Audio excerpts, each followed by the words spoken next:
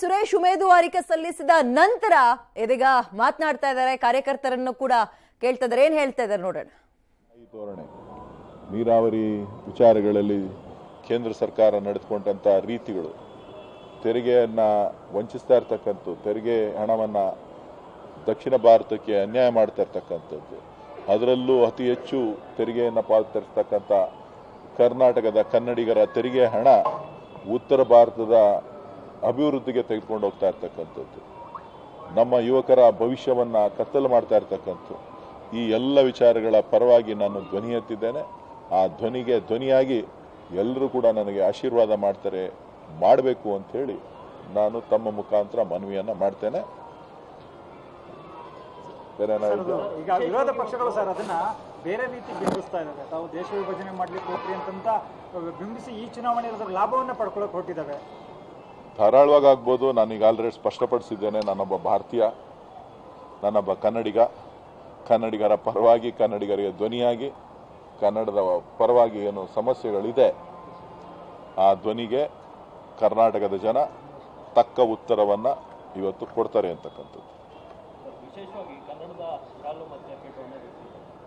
ಕನ್ನಡಿಗರ ಧ್ವನಿಯಾಗಿದ್ದೇನಲ್ಲ, ಕನ್ನಡಿಗರ ಧ್ವನಿಯಾಗಿದ್ದೇನೆ. ನಾನು ಎಲ್ಲ ಜಾತಿ ಎಲ್ಲ ಧರ್ಮಗಳನ್ನ ಒಳಗಂತ ಭಾರತೀಯ. ನಾನು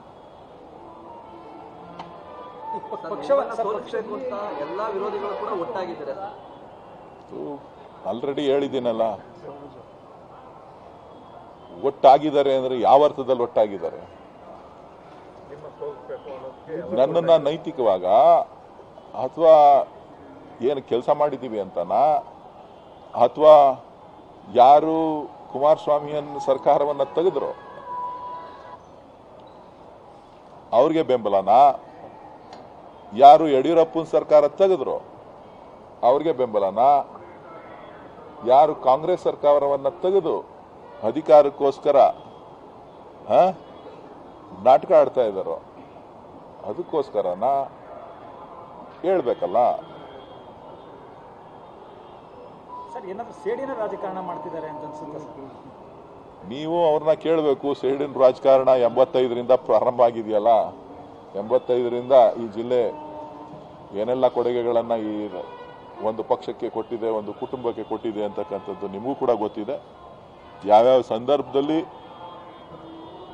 ಯಾವ್ಯಾವ ಚುನಾವಣೆಗಳಲ್ಲಿ ಏನೇನು ಹೇಳಿಕೆಗಳನ್ನ ಕೊಟ್ಟಿದ್ದಾರೆ ಅಂತೇಳಿ ನನ್ನ ಎಲ್ಲ ಮಾಧ್ಯಮಗಳಲ್ಲಿ ವಿನಂತಿ ಮಾಡ್ತೇನೆ. ದಯವಿಟ್ಟು ಈ ರಾಜ್ಯದ ಜನರಿಗೆ ಒಂದ್ಸಾರಿ ಹಳೆ ಕಡತಗಳನ್ನು ತೆಗೆದು ರಿಪ್ಲೈ ಮಾಡಿ ಈ ರಾಜ್ಯದ ಜನರಿಗೆ ತೋರಿಸ್ಬೇಕು ಯಾವ್ಯಾವ ಸಂದರ್ಭದಲ್ಲಿ ಯಾವ್ಯಾವ್ದು ಕರ್ಮಭೂಮಿ ಯಾರ್ಯಾರಿಗೆ ಆಗ್ತದೆ ಅಂತ.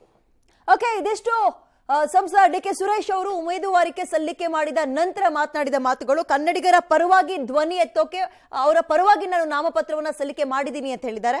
ಮಗದೊಂದು ಕಡೆ ಕೆಲಸ ಮಾಡಿದ್ದೀನಿ, ಕೂಲಿ ಕೇಳ್ತಾ ಇದ್ದೀನಿ ಅಷ್ಟೇ ಅಂತ ಹೇಳೋದ್ರ ಮುಖಾಂತರ ನಾಮಪತ್ರವನ್ನ ಇವತ್ತು ಸಲ್ಲಿಕೆ ಮಾಡಿದ್ದಾರೆ.